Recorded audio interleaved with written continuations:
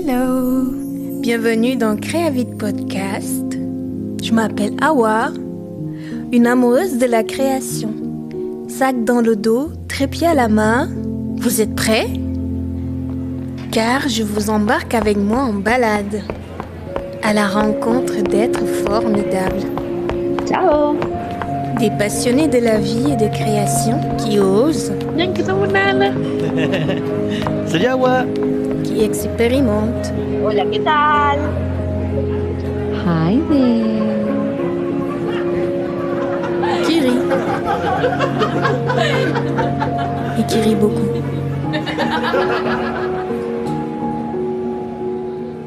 Et parfois qui se trompe également. Je tiens à les remercier infiniment pour ces moments magnifiques passés ensemble à co-créer ces interviews. Ouais, trop bien. J'espère que ces moments passés avec nous vous ont plu. Au plaisir de vous revoir bientôt. Mais avant cela, belle écoute. Aujourd'hui, dans Créavite Podcast, c'est une première. Je reçois 2 invités. Bon, enfin, c'est plutôt eux qui me reçoivent chez eux. Pour l'info, ils sont mariés, fondateurs de Stand Impro Genève. Vous l'avez compris, ils sont drôles, ils sont beaux, ils sont créatifs et ils enseignent l'improvisation. C'est comme le théâtre, mais sans les textes. Chers auditeurs, j'ai le plaisir de vous présenter Andreas et Cécile. Bonjour Andreas. Bonjour. Cécile. Bonjour Awa. Bonjour à tous. Merci de me recevoir chez vous et d'avoir accepté cette interview. Et je vais vous laisser vous présenter et nous expliquer qu'est-ce donc l'improvisation selon votre approche. Alors, qui commence, Andreas? Alors merci de me laisser la parole. C'est très gentil. Donc je m'appelle Andreas Ventouras. Oui, c'est moi qui ai fondé Stand Impro en 2012. Donc voilà, aujourd'hui j'ai 47 ans et puis je m'occupe de cette école avec Cécile qui est juste là à côté de moi, qui va bientôt nous dire bonjour. Et c'est une belle, c'est un beau chemin, c'est une belle aventure. Quand on regarde en arrière, on est content de pouvoir le partager un petit peu sur le sujet aujourd'hui. Voilà, et donc moi c'est Cécile et je suis aussi donc au sein de Stand Impro. Je suis professeure d'improvisation théâtrale depuis à peu près 8 ans. Et pour moi, l'impro, c'est le partage, c'est rire ensemble, c'est se lâcher, c'est sortir de sa zone de confort et c'est se faire du bien. Alors j'ai une question pour Andreas. Quel est ton parcours et d'où est venue l'idée de créer une école d'improvisation? Alors moi j'ai fait mes études entre Genève, Neuchâtel, Boston et Zurich. Ça c'était voilà, ça commence à remonter. Et puis j'ai fait 7 ans dans le domaine bancaire dans un premier temps. Je travaillais comme lobbyiste, je travaillais comme sales manager pour l'UBS. Et puis j'avais toujours le théâtre en passion et entre 2 jobs. Je me suis dit tiens je vais prendre un petit peu le temps pour moi de faire un one man show, c'est ce que j'avais envie de faire avant de mourir, c'est ce que j'ai fait et puis le grand problème c'est que ça s'est bien passé sur scène, en tout cas du point de vue du ressenti et puis voilà de ce qu'on peut vivre avec le public. Et de là je me suis dit plutôt que de continuer à faire la même chose, est-ce que ce serait pas possible de construire une activité autour d'une passion, pas que autour d'une raison. Et puis 13 ans plus tard, il se trouve que ça a plutôt fonctionné. Alors Cécile, à quel moment t'as intégré cette aventure et dans quel domaine t'étais avant d'enseigner l'improvisation? Alors moi j'ai intégré l'aventure en 2012 et avant j'étais dans la communication, dans le marketing, voilà. Rien à voir avec l'improvisation. Et ça va, t'aimes bien? Et ça va. Apparemment. J'ai quitté le monde de la communication pour l'improvisation, donc c'est plutôt une bonne chose. Super. Qu'essayez-vous de transmettre à travers ce processus créatif? Je t'en prie, Andreas. Alors, merci beaucoup, Cécile. Je retournerai plutôt à la question, qu'est-ce que les personnes viennent chercher? Souvent, elles ont envie d'être un peu plus à l'aise en termes d'expression. elles ont envie de rencontrer un groupe très sympa avec qui on partage un moment chaque semaine. Et puis, si l'aventure continue, on commence à découvrir le plaisir de la scène. Donc ça, c'est assez particulier. C'est comme les enfants, ça fascine autant que ça fait peur. Donc souvent, les personnes sont assez terrifiées à l'idée de monter sur scène sur la fin de première année. Mais c'est là où peut commencer un peu vraiment la passion pour l'improvisation. Donc nous, c'est ce qu'on a vécu, c'est ce qu'on a découvert maintenant depuis pas mal d'années. Il y a quelque chose de fantastique à être sur scène. Je pense que ça permet à chacun de se révéler à sa façon pour ses raisons. Et ma foi, si on arrive à transmettre ça, ce plaisir, cette passion, pour nous c'est génial. Ouais, exactement. C'est en effet, je pense que les personnes, elles viennent pour des raisons différentes. Il y en a qui viennent parce qu'elles sont timides, il y en a qui viennent parce qu'elles sont déjà à l'aise et qu'elles ont envie juste de s'amuser.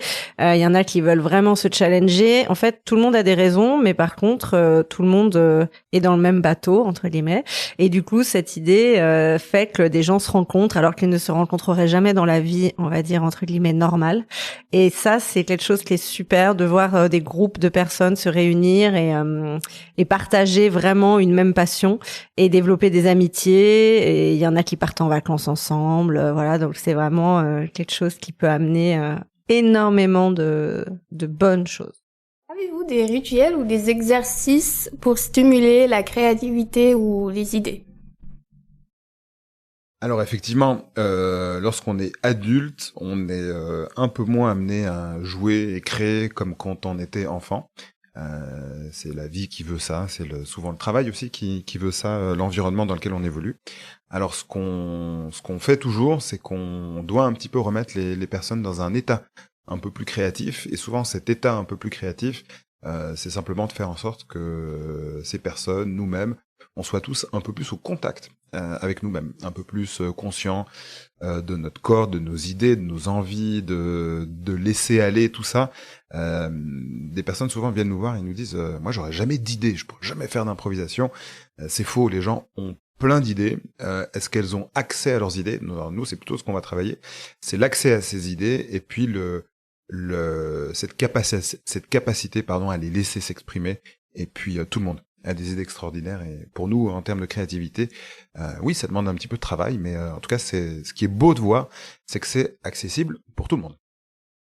Et oui, et le but dans chaque cours, parce que tu demandes des exercices, alors évidemment des exercices, il y en a des centaines, même des milliers, on va dire, en improvisation, mais le cours de base a toujours un échauffement qui permet justement un petit peu déjà de lâcher prise quand on sort d'une journée de travail, etc., se mettre dans un autre mood, on va dire.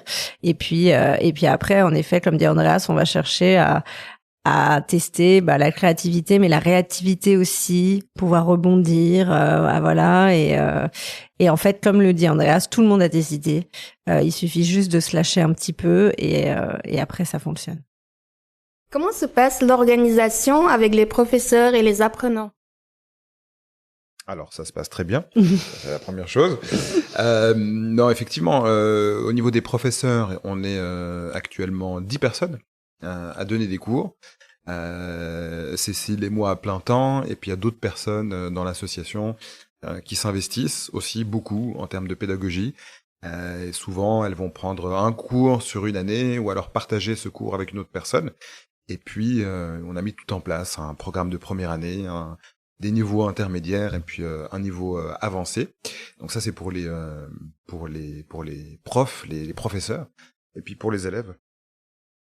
Et puis pour les élèves, tu veux savoir comment ça se passe Ouais, l'organisation, le nombre de classes. Alors en fait, on a à peu près 130 élèves.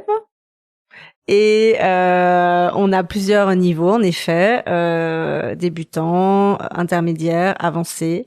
Généralement, c'est des groupes de 12 élèves parce qu'on estime qu'après, c'est un petit peu trop pour la qualité du cours. Et on veut que tous les élèves aient le temps de jouer. Et donc, c'est pour ça qu'on laisse à 12. En tout cas, Bah voilà, les cours c'est du ça lundi se passe au jeudi bien. Je soir. peux témoigner que ça se passe très bien. Oui, voilà, vu que tu es une élève, tu ne peux dire que ça, c'est évident. En plus, on t'a payé pour ça, donc c'est Exactement. normal que tu répondes cette phrase. Non, oui, ça se passe très bien. On a beaucoup d'élèves qui sont là depuis longtemps, donc qui sont fidèles. Et ça, c'est pour nous une belle réussite parce que ça veut dire que ça se passe bien et ils nous ramènent aussi d'autres personnes. Voilà, c'est plutôt bien de voir que les élèves restent longtemps dans une activité où généralement les gens bougent beaucoup. Donc voilà, c'est plutôt un beau constat. Oui, c'est vrai, blague à part, parce que moi j'ai beaucoup apprécié en fait ce que vous offrez et c'est vrai que j'ai fini par trouver un groupe. Avec la classe, on s'entend tous très bien, on fait toujours des apéros. Il faut pas trop parler des apéros, Awa. Il faut plutôt rester sur le côté improvisation, s'il te plaît. Mais oui, il y a beaucoup d'apéros après l'improvisation, c'est normal, c'est pour relâcher toute la pression. Oui, que vous nous mettez. Voilà, c'est ça.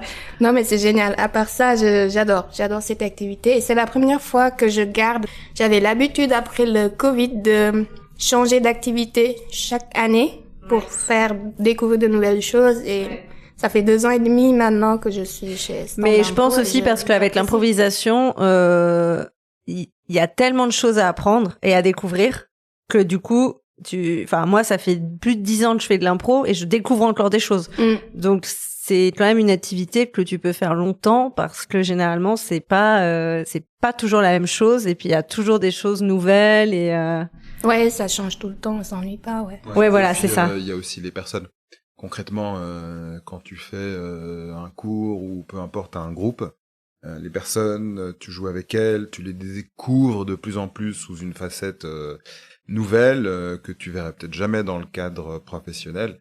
Et puis avec le temps, tu t'attaches et t'as pas envie de changer non plus. Enfin, oui. À bout d'un moment, t'as envie aussi de rester avec ces personnes. Et puis c'est ça aussi, moi, qui me fait dire que l'expérience vaut la peine, elle est chouette, c'est parce que ça te donne envie de rester et juste de changer, tu perdrais quelque chose. Et donc, c'est bien que ça t'a vraiment apporté quelque chose. Donc, nous aussi, de notre côté, on le vit comme ça.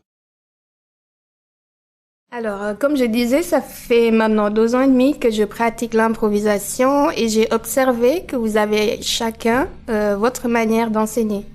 J'aurais aimé que vous nous parliez de dans quoi vous êtes fort, pour vous ou mutuellement, comment vous trouvez que l'autre a une manière d'apporter, que ce soit son style, sa personnalité, aux apprenants.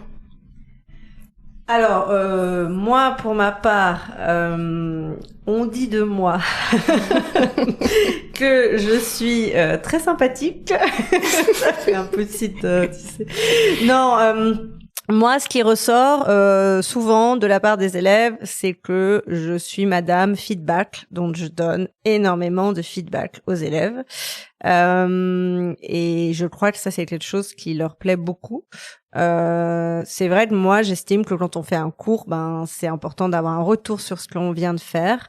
Le feedback, c'est pas de la critique, c'est vraiment quelque chose qui est positif, c'est pour s'améliorer. Donc, il y a une manière aussi de donner du feedback. Et voilà, moi, je pense que mon point fort, c'est peut-être un petit peu ça et de créer aussi quand même une espèce d'énergie, de bonne ambiance au sein du groupe. Qui fait que généralement, voilà, ça se passe toujours bien avec les groupes et de les mettre en confiance en fait et de faire que du coup il y a de la bienveillance et que le cours soit vraiment un moment de plaisir, de partage. Donc je dirais peut-être que c'est ça mon point fort. Alors moi, ce que j'aime bien avec les cours, oui, c'est alors créer un groupe où tu te sentes bien, un groupe qui soit bienveillant, un groupe où tu es content de revenir, ça c'est la base. Ça c'est vraiment ce qu'on essaye de faire dans un premier temps, quel que soit le niveau, quelles que soient les personnes. C'est vraiment le point de départ. Et puis après, à partir de là, il y a plusieurs leviers. Moi déjà, ce que j'aime bien, c'est un petit peu partir du constat de chacun. Il y en a qui sont un peu timides, qui ont besoin d'évoluer. Il y en a qui n'écoutent personne. Et ils ont besoin de comprendre que écouter les autres et vraiment écouter les autres, c'est important, et que en improvisation théâtrale, si t'écoutes pas, rien ne va se passer. Mais c'est pas que l'écoute, c'est les idées, la créativité. Il y a plein de points qui sont importants. Et puis essayer de pousser chacun à son rythme, à son niveau, sans qu'ils aient l'impression d'être poussés. C'est-à-dire dans le plaisir, on travaille, mais sans porter la croix du Christ, on y va, on s'amuse, on arrive à créer une dynamique où tu mets le pied dans la salle et tu te sens bien, tu te marres, t'as envie de déconner, tout simplement. Mais derrière, ça bouge beaucoup de choses. Donc voilà, si on arrive à travailler dans le plaisir, à faire toutes ces choses sérieusement, sans se prendre au sérieux, souvent c'est là où les personnes se sentent le mieux, où finalement elles évoluent le plus, où les groupes ça marche le mieux. Et puis après, en termes de cours, moi j'aime bien que ce soit varié. On a un peu un standard de première année, mais après on peut aller explorer du jeu physique, du jeu chanté, du jeu de construction plus longue. Et puis c'est vrai que les possibilités sont presque infinies, mais en tout cas on essaie de faire découvrir plus, et puis c'est assez génial de pouvoir aller plus loin. Ok. Comment allez-vous à la rencontre de l'autre à travers votre approche, notamment pour quelqu'un qui est timide ou qui aimerait être beaucoup plus à l'aise, si vous avez un exemple ou quelque chose? Un exemple par rapport à quelqu'un de timide? Ouais, comment vous allez l'amener à... Je crois que quand on a des personnes timides, il faut surtout pas les brusquer et puis les forcer, en fait. C'est vrai que les premiers cours avec des personnes timides, si direct on leur dit allez hop, lève-toi, fais ça, fais tel personnage, c'est parti, tout le monde te regarde. Là il y a une pression monstre, et puis la personne va se dire c'est pas du tout fait pour moi, et elle va partir. Et elle va pas rester. Donc les gens qui sont timides, il faut vraiment les mettre à l'aise, et ça passe par leur laisser le temps aussi de trouver leur rythme, de se sentir bien avec les autres, parce que généralement les gens qui sont timides, ils ont aussi beaucoup ce rapport à l'image et au regard des autres, et du coup il faut qu'ils connaissent leur environnement, et après ils vont pouvoir être à l'aise pour faire des choses. Donc parfois il y a des élèves qui vont peut-être pas faire tout de suite certaines improvisations ou certaines scènes, et puis on va leur laisser le temps justement pour pouvoir les amener par eux-mêmes à se sentir bien et à le faire. Et après, généralement, les personnes timides, ça peut donner aussi des choses super, parce que au moment où ils lâchent prise, c'est génial, parce que du coup ils se sentent bien, et puis ça peut donner des choses très sympa. Nous, on avait des élèves qui étaient vraiment très timides, et au bout d'1 an, ils étaient sur scène. Donc c'est quand même une belle victoire quand on n'ose pas lever la main pour dire quelque chose, et qu'on se retrouve devant des spectateurs à faire de l'improvisation en plus, qui est quand même une activité difficile. Ok, parfait. Donc les timides, vous pouvez venir. Les timides sont bienvenus. Venez les timides. Ouais. Louis de Funès, c'était un gros timide. Ah ouais. Et puis il s'est révélé sur scène, et puis je trouve que c'est une belle image, parce qu'on a alors moi j'ai plein d'exemples en tête, mais effectivement je repense à une fille tout au début, la première année qu'on a donné des cours, elle me disait tiens, c'est marrant, j'ai fait 1 an, et là je suis à l'université, je prends des cours devant tout le monde, j'ai pris le micro, j'ai posé plein de questions à la fin, je me suis même pas rendu compte que j'ai fait ça. Je pense qu'il y a 1 an je l'aurais jamais fait. Donc c'est que le temps fait son effet, et puis c'est magnifique de voir que ça peut pas changer les personnes, mais en tout cas les faire évoluer sur ce point-là. Mmh. Alors, que pensez-vous du regard des autres? Alors moi, je pense que tout le monde est sensible au regard des autres. On a beau dire tout ce qu'on veut, il y a quand même un jugement, il y a quand même... on fait... tous les jours, on s'habille, on se maquille, on se prépare. C'est aussi... Alors, on dit que c'est pour nous, mais il y a quand même une part qui est aussi pour les autres. Je pense que le regard des autres, il peut être important. Alors après, il y en a qui vont dire que ce qui est important, c'est le regard des gens qu'ils aiment, que les autres, ça n'a pas d'importance. Il y en a qui vont trouver que le tout a une valeur. Mais je pense que le regard des autres est important. Mais justement, en improvisation, ce qui est génial, c'est qu'au fur et à mesure, c'est pas qu'on n'a plus du tout on n'est plus du tout en train de se dire le regard des autres, je m'en fiche, voilà. Mais par contre, finalement, plus on assume les choses, plus on s'aperçoit que le regard des autres, il est bienveillant aussi, en fait. Et que du coup, ça passe. Et qu'il n'y a pas de souci. Et que je pense que plus on est en train de se poser des questions et de se dire, mais qu'est-ce qu'elle va se dire, mais qu'est-ce qu'il va se dire, etc., plus c'est là où il y a une gêne et où ça devient un peu malaisant. Mais je pense que plus on assume les choses, plus ça passe. Et puis après, comme on dit, on peut pas plaire à tout le monde, et c'est ok, et c'est pas un souci en soi. Non, je crois que c'est... Voilà, tout a été très bien dit. Par rapport au regard des autres, oui, on est tous sensibles à ce regard. Certains le sont peut-être pas assez. C'est vrai aussi. Ils sont un petit peu dans leur bulle. Et en fait, ils commencent à comprendre qu'ils doivent peut-être un peu plus s'intéresser quand même à ce que les autres pensent, ce qu'ils voient, et peut-être qu'ils ont eu de la peine jusqu'ici à intégrer cette dimension. Et c'est aussi quelque chose qu'ils apprennent. Enfin, en tout cas, en cours, ils peuvent pas faire autrement s'ils veulent pouvoir évoluer dans les scènes. Donc voilà, chacun a quand même un peu son historique, son bagage par rapport à ça. Mais après voilà, en tant que comédien et quand tu fais de la scène, t'es obligé de t'intéresser à ce que les gens pensent, ce qu'ils aiment, parce que sinon ils y reviennent pas, puis ta salle elle est vide, et puis forcément c'est un souci. Donc tu peux travailler sur ton ordinateur toute la journée et te dire ce que les autres pensent, je m'en fous. Mais à partir du moment où tu mets le pied sur scène, forcément tu vas quand même développer une espèce d'hypersensibilité sur chaque réplique, chaque action. Ça passe pas, ça marche pas. Et tu développes aussi une posture de scène qui doit marcher, enfin qui doit plaire, qui doit fonctionner, parce que tu peux pas non plus faire sans public. Il y a pas de spectacle sans public, et t'es obligé de faire avec, et puis de comprendre quand même ce qui chez toi fonctionne bien à travers le regard des autres. Et ça c'est très intéressant. J'invite tout le monde à faire ce travail. Ouais, en fait, j'ai envie de vous poser une question, rien à voir, mais l'autre jour, je suis tombée sur une vidéo et il y avait quelqu'un qui disait, qui parle en fait en public, et qui disait qu'il faisait le filtre, parce qu'il y avait des gens qui l'écoutaient et d'autres non. En fait, il se focalisait sur les personnes qui l'écoutent. Et c'était un débat et il y avait quelqu'un d'autre qui lui disait, mais non, c'est pas juste en fait. Les gens qui sont là et qui ne t'écoutent pas, peut-être qu'ils attendent juste que tu leur donnes cette attention. Et en fait, elle dirait plus de prendre tout le monde, même si t'es sur scène et que en fait, des fois t'as pas de réaction en fait. Mais je pense que le challenge, c'est ça justement. C'est-à-dire que, enfin, c'est un peu facile si tu veux. Si par exemple tu joues de l'improvisation et qu'il y a une personne qui rigole et que toutes les autres ne rigolent pas et que toi tu te fixes que sur la personne qui rigole, bon bah, ok, ça va être sympa, elle rigole, donc toi tu te dis super, je suis drôle, mais tu vois autour que ça ne rigole pas. Moi, c'est l'inverse. Quand je fais des spectacles et que je vois une personne dans le public qui ne rigole pas, je fais une obsession sur cette personne. C'est-à-dire que je la vois, et si je l'ai vue, c'est trop tard. C'est-à-dire, je me dis, mais pourquoi elle rigole pas? Mais elle a aucune réaction, c'est pas possible. Et du coup, je mets un point d'honneur à faire rire cette personne-là, alors que tout le monde autour rigole, mais si cette personne-là ne rigole pas, ça va me stresser. Je me dis, mais elle passe un super mauvais moment, mais c'est pas possible, il faut faire quelque chose, etc. Donc, je pense qu'en effet, je suis plutôt d'accord que il faut regarder tout le monde et il faut essayer. Évidemment, comme je dis encore une fois, on ne peut pas plaire à tout le monde. Tout le monde a son public, tout le monde a un style.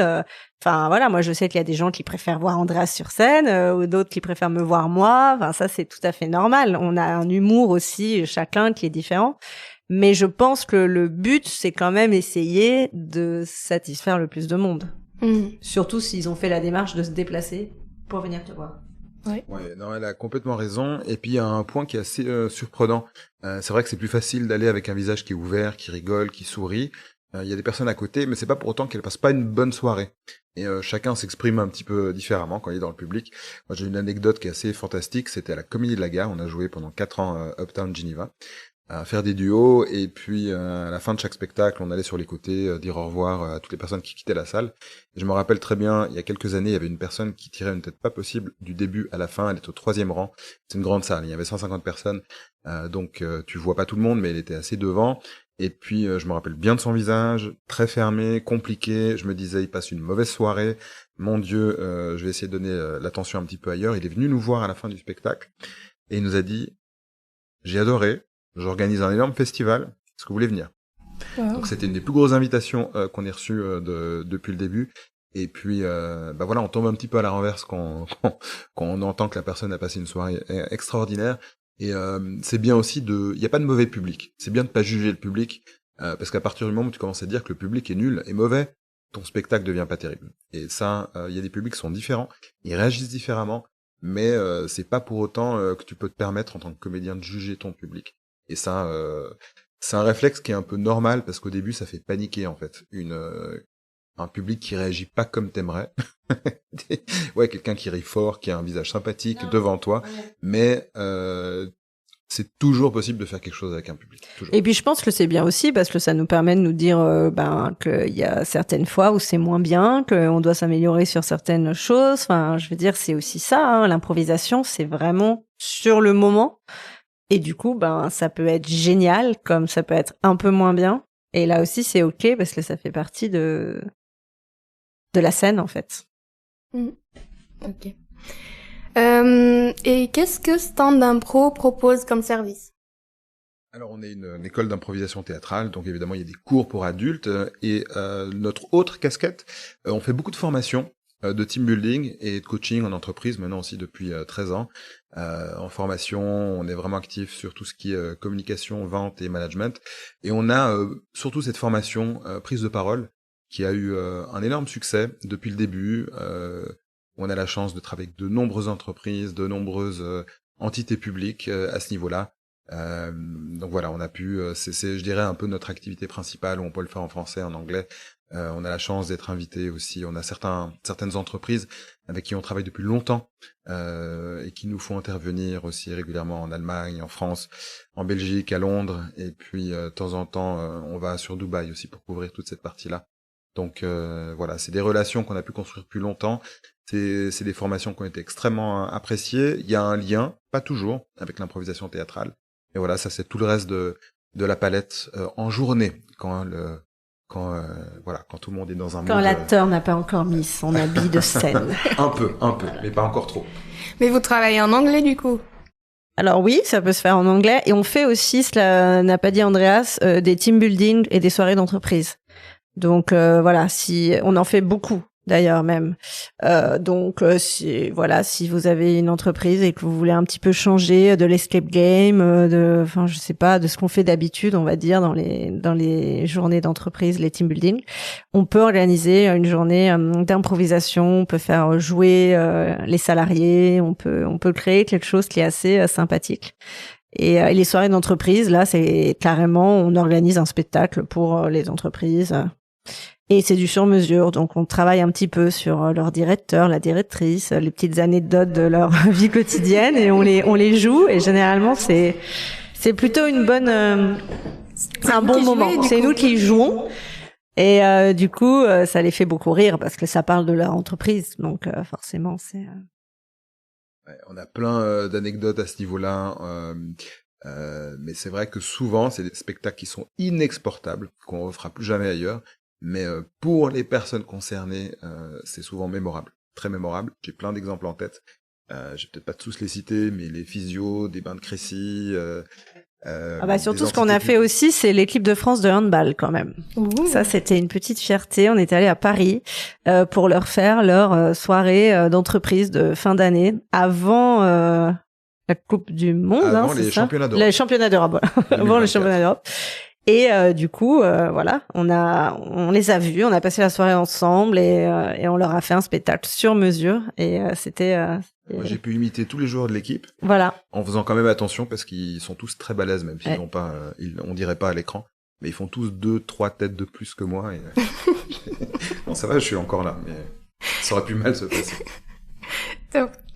C'est génial. Alors, j'ai une question pour Andreas. Que signifie l'échec pour toi dans ton parcours? L'échec pour moi dans mon parcours, c'est une bonne question. Non, ce que je dirais, c'est, alors c'est peut-être pas un échec, mais finalement c'est, je me dirais peut-être ce qui est un peu dommage, c'est d'avoir passé autant d'années à faire quelque chose un peu comme tout le monde, sans y mettre plus de cœur et d'énergie. Sans un peu avoir trouvé son truc en fait. Moi je pense que dans la banque j'étais bien, mais une personne parmi tant d'autres qui fait son travail et qu'on oubliera assez rapidement. le jour où elle est partie. C'est d'ailleurs ce qui s'est passé. Et je pense que quand tu trouves ton truc à toi, vraiment ce qui te parle, tu passes sur une dimension où travailler avec les autres, ça devient chouette, voire extraordinaire. Et ça, c'est quelque chose que j'avais pas avant. Et ça, c'est quelque chose que j'ai depuis 13 ans.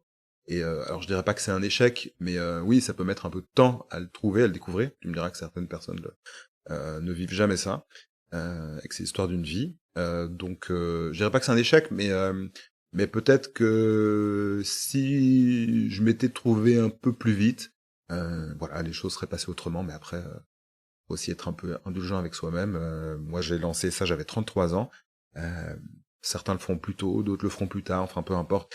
Chacun son chemin. Mais ouais, plutôt que d'un échec, je parlerais de finalement se trouver soi-même. Mais c'est vrai qu'une fois qu'on s'est un peu trouvé soi-même, tout devient plus facile. Même s'il y a des challenges au quotidien, tu trouveras toujours une solution pour y arriver. Et au final, dans l'ensemble, ça marche, voire ça marche très bien. Okay. Une question pour Cécile. Comment tu gères les moments où tu sens que t'es moins inspirée? Alors, ça n'arrive jamais. Ah ouais. Non. Alors, en fait, je dirais que l'avantage de l'improvisation, c'est que c'est collectif. Donc, ce n'est pas quelque chose de solo. Et donc, moi, tout simplement, si je n'ai pas d'inspiration, je laisse mes partenaires de jeu prendre le relais. Et j'attends que, du coup, l'idée vienne d'eux. Et après, je n'ai plus qu'à suivre ce qu'ils viennent de faire. Donc, c'est quand même un avantage qui est, je trouve, assez génial en impro, c'est qu'on est plusieurs et qu'on peut s'entraider aussi là-dessus, parce qu'évidemment, on ne peut pas avoir des idées non-stop tout le temps sur 1h30 de spectacle. Et c'est pour ça que par moment, il faut savoir attendre en silence ou tout simplement laisser les autres prendre le relais. Et généralement, ça permet au cerveau de se régénérer très vite pour d'avoir de nouvelles idées et repartir dans l'impro, un peu comme si de rien n'était. Et personnellement, c'est ce que je fais moi pour les moments où j'ai un peu une panne d'idées. Quelle est l'une de vos plus belles réussites ou spectacles dont vous êtes particulièrement fière? Déjà, moi, je pense que notre plus belle réussite, c'est quand même l'école, parce que ça fait plus de 10 ans et on a beaucoup d'élèves et comme je disais tout à l'heure, on a des élèves fidèles. Et je pense que notre plus belle réussite, c'est quand les élèves nous disent que qu'ils prennent du plaisir, qu'ils sont contents, qu'ils veulent continuer, quand on les voit sortir de scène avec les yeux, limite émus parce qu'ils ont fait leur premier spectacle et que ça s'est super bien passé. Je pense que ça, c'est une des plus belles réussites qu'on peut avoir, nous en tout cas. Après. Ouais, non, sur la partie spectacle, oui, alors il y a eu des festivals plus gros que d'autres. Mais donc c'est bien, ça fait évidemment plaisir d'être invité sur ce genre d'événement. Maintenant, moi j'ai envie de dire, chaque spectacle c'est une réussite. Le fait de, par exemple, être au Chat Noir tous les derniers jeudis du mois, ça reste depuis des années un moment privilégié, un moment extraordinaire, de voir les personnes qu'on connaît ou qu'on connaît pas encore, qui viennent de partager ce moment ensemble, de les voir sortir avec les yeux qui brillent, le sourire jusqu'aux oreilles. Elles ont envie de vous parler, de vous toucher. Enfin, il y a quand même un truc un peu magique qui se passe, je trouve, chaque mois. Donc chaque spectacle, j'ai envie de dire, c'est une réussite. Puis ces spectacles, c'est un peu l'aboutissement de beaucoup c'est toute la troupe qui s'investit. C'est beaucoup de travail. Donc c'est un peu c'est à chaque fois un bel aboutissement. En tout cas, voilà, ça c'est sur la partie théâtre et peut-être sur la partie toutes ces entreprises avec qui on travaille. On a reçu quand même le rating pour la formation prise de parole, meilleure formation en Suisse. Tout secteur confondu, donc ça aussi c'était une belle reconnaissance.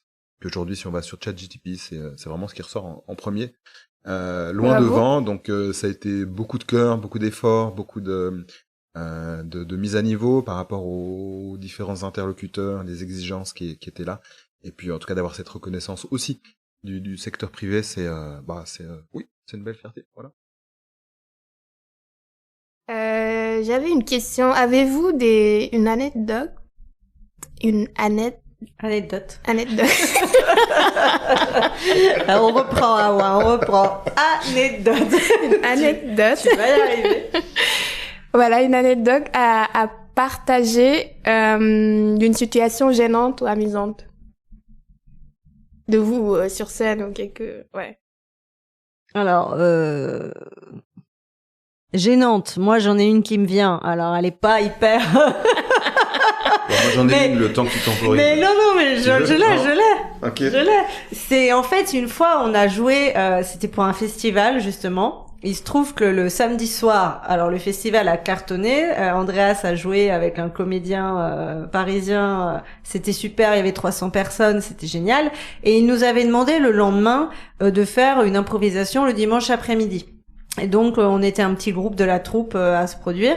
Et il se trouve qu'en fait, c'était vraiment open, tout le monde faisait autre chose, et les seules personnes qui étaient devant nous, c'était des enfants, qui étaient donc sans leurs parents, et qui nous jetaient des pierres pendant qu'on jouait. Voilà. Donc c'était quand même un moment très gênant. C'était pas du tout un bon souvenir. Du coup voilà, à retenir, ne pas jouer devant des enfants qui n'en ont rien à faire concrètement. Voilà, ça c'était un peu dur quand même. Oui. Et on essayait de capter le regard des parents, mais qui buvaient des coups, qui étaient complètement pas du tout concernés par ce qui était en train de se passer. Et nous, on ramassait les pierres sur scène. Voilà. Ce n'était arrivé qu'une seule fois, mais je m'en rappelle encore. Ça va, tu t'en es bien. Je m'en remets doucement, mais voilà. Non, alors moi je repense à un spectacle qui s'est passé la semaine passée, où je suis sur scène, puis je joue un personnage féminin complètement exubérant qui part dans tous les sens. Et à la fin, mon personnage, enfin moi concrètement, je mets une claque au comédien avec qui je suis sur scène, qui je vois réagit super mal. Pourtant, j'en ai reçu des tartes sur scène, de temps en temps, on s'en met une, ça fait son effet. Et là, il me glisse je le vois paniquer, je lui dis ça va, qu'est-ce qui se passe? Et il me dit bah écoute, en ce moment, je prends des médocs et si j'ai un choc, je peux tomber dans les pommes. Et là, je me suis dit merde. Je pense qu'on aurait eu la palme de la meilleure du meilleur évanouissement jamais joué si j'avais tapé au milieu du visage. Donc heureusement j'ai raté mon coup, donc c'est bien, il est toujours parmi nous, et puis tout va bien, mais bon, quand même attention, il ne faut pas trop se taper en impro non plus, hein. Oui. On va pas dire que c'est mais en tout cas l'image, c'est très bien, ça a été très bien renvoyé, c'était très drôle, mais je suis désolée pour lui. Oh mon Dieu. Mais le pire du pire, je pense une fois, c'est une élève, j'ai raconté à tout le monde qu'elle était maman d'une fille de 16 ans, alors qu'elle n'en avait pas. Ouais. Là, Alors ça m'a... C'est gênant aussi. C'est très gênant. Ouais. Je me suis posé des questions. Non, mais Dieu merci, on a quand même plus de moments amusants que gênants. Heureusement pour nous, quand même, hein. Voilà. Ah, j'adore. Alors, j'ai un jeu à vous proposer, si vous voulez bien. C'est un jeu de choix. Vous avez le choix entre deux réponses, de manière très spontanée. Alors, on répond en même temps ou on fait comment? Non, l'un après l'autre. Ok. Vous êtes plutôt caractère rigide ou on s'adapte? On s'adapte. Plutôt romantique ou garde tes distances? Ah bah attends, ça dépend dans quel contexte là. Spontané. Garde tes distances. J'ai été sûre. Andreas. Ouais, garde tes distances. Reste là où t'es. Par contre, toi, j'aurais jamais cru. Ah, tu pensais romantique? Alors, oui. Ça, c'est un scoop. Ah, pas du tout. Pas du tout. Alors, mythologie grecque ou égyptienne? Bah, je suis un peu obligée de dire mythologie grecque. Ah ouais? Ouais, mythologie grecque. Allez. Alors, si vous devez être un dieu, lequel vous serez? Alors là, moi, je crois que Cécile, c'est la déesse de la musique ou un truc dans le genre. Ok. Donc, tu gardes. Ça me va, je garde. Dionysos, il aimait bien picoler. C'est pas mal. Ok. Si ta créativité était un animal, ce serait lequel? Bon, dis donc, attends. Créativité était un animal. Alors ça... Un écureuil. Pour toi? Ouais. Ok. Pourquoi? Je sais pas. D'accord. Non, il saute de branche en branche et puis Il vit dans des jolis endroits, et puis Il a l'air heureux. Hein. il a l'air heureux. Ah bah moi, tu sais quoi. Alors c'est pas du tout flatteur, mais celui qui est lent là. Le paresseux. Tu sais qui rigole là dans Zootopia là, celui qui est à la poste, l'animal qui rigole, qui prend bien son temps pour rire. C'est un paresseux. C'est un paresseux, C'est un je crois. paresseux. Ouais. Ah ouais. Ça. Ok. Mais pour le rire, plus que pour la paresse, mais. Ok. Parce que sinon, les hyènes, c'est les hyènes qui rigolent, non? Oui. Mais elles sont un petit peu plus agressives, peut-être. Je te vois pas. Tu me vois pas, Même tu me vois si dans t'aimes quel bien animal ouais. Même si t'aimes bien tu me les vois en panthères, Mais oui, bien sûr, en panthère, je suis bête. Une panthère, ma créativité, c'est la panthère. Je vais pas... Ah, enfin. Mais évidemment, la panthère. Ou le jaguar, un des deux. Le jaguar. Jaguar ou panthère. Parfait, c'est top. Alors, j'ai quelques questions que les élèves ils ont posées. Lola a posé la question, est-ce que vous trouvez que l'improvisation change les gens ou pas? Alors, on ne change pas les gens profondément. Les gens ne changeront jamais. Chasser le naturel, il revient au grand galop. Par contre, on les fait évoluer. Voilà. Ouais. Donc, est-ce que l'improvisation fait évoluer une personne? Oui, Oui. beaucoup. D'introverti à je suis à l'aise à prendre la parole, ou simplement le plaisir à pouvoir ou découvrir un nouveau monde. Donc les faire découvrir, évoluer, oui, clairement. Ouais, moi je dirais en général prendre confiance quand même. C'est quelque chose que la plupart des élèves, on voit vraiment une différence avec. En fait, si on filmait le premier cours d'un élève et même 6 mois plus tard, la différence, elle est quand même très très évidente. Donc ça change un petit peu les gens. La question de Florian. Que pensez-vous de l'impro en couple? En quoi c'est une influence sur leur vie privée? Alors moi, je remarque qu'il y a peu de couples qui font de l'improvisation ensemble. Et généralement, s'ils veulent faire de l'improvisation, plus ou moins on leur conseille de ne pas être dans le même groupe. Parce que la plupart des couples, le fait d'être dans le même groupe, il peut y avoir une pudeur ou quelque chose qui fait qu'ils vont être moins à l'aise de se lâcher ou d'interpréter des personnages ou des situations. Je pense que c'est beaucoup plus simple de jouer des situations de la vie de tous les jours avec quelqu'un qui n'est pas dans notre vie de tous les jours plutôt qu'avec son mec ou sa copine en fait. Donc on en a peu, des couples. On en a vraiment très peu. Nous, c'est un peu une exception. Et en plus, finalement, on ne joue pas tant que ça ensemble, au final. Donc voilà, je pense que c'est... Ouais, qu'est-ce que t'en penses, Andreas? Non, je suis d'accord. Il y a peu de couples qui font ça ensemble. C'est vrai que nous, on joue pas ensemble, mais par contre, c'est vrai que c'est cool de jouer ensemble. Ouais. On a certains spectacles où oui, si on va jouer ensemble. Et par contre, c'est vrai que quand tu connais quelqu'un sur le bout des doigts, sur scène, tu vois exactement là où il veut aller, ses idées. Et ça, c'est génial parce que de l'extérieur, c'est hyper fluide. Il y a un côté qui est Après, moi, je dirais, si vraiment un couple va se mettre à faire de l'impro ensemble, ce que ça peut leur apporter dans leur vie privée, c'est de partager une passion. Donc, c'est quand même quelque chose qui est super. Et en plus, une passion où le rire est très présent. Donc, je pense que ça peut être que bénéfique pour un couple de partager ça ensemble. Coraline, on parle parfois de trouver le ciment d'une relation. Partager des choses enrichissantes et pour qui cela dure. Est-ce que l'improvisation remplit cette mission entre vous ou autre chose?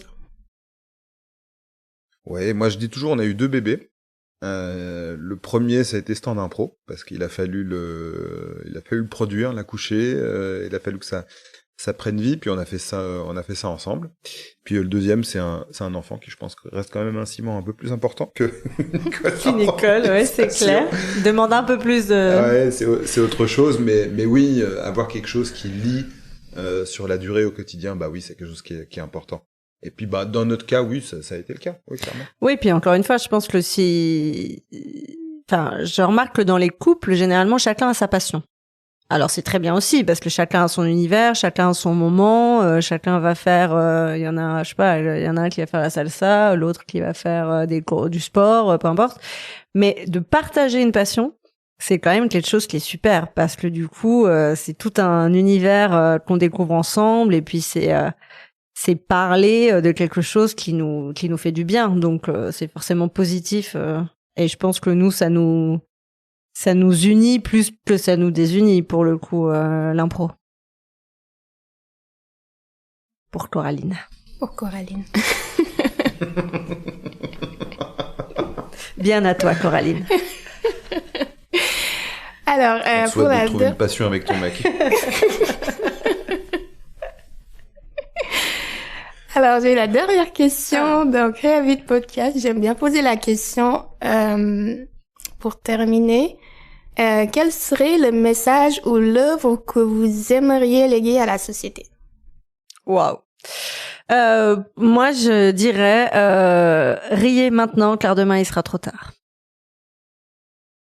Moi, j'ai envie de dire, faites les choses à fond, sérieusement, mais vous prenez pas au sérieux, parce qu'en fait, ça vaut pas la peine. Top. Parfait, merci. Et qu'est-ce que vous avez quelque chose à rajouter, un mot de la fin, les réseaux, où est-ce qu'on peut vous trouver? Alors oui, on peut nous trouver sur Instagram, la page de Stand Impro, tout simplement. On y poste des vidéos, des retours de spectacles, donc n'hésitez pas à venir voir la page. Et évidemment sur le site internet www.standimpro.ch. Et puis là, sur ce site, on aura aussi toute la partie qui est dédiée aux entreprises, les formations, les team building, les soirées d'entreprise, les coachings. Donc là, il y a des témoignages, il y a un peu plus d'explicatifs, et puis ça se trouve principalement sur le site. Et puis tous les derniers jeudis du mois au Chat Noir, la troupe sur scène, donc n'hésitez pas à venir nous voir. Voilà, il y a aussi tous les spectacles d'élèves, mais toutes les infos c'est sur le site et l'Instagram de Stand Impro. Super. Bah merci beaucoup. Merci à toi, Awa.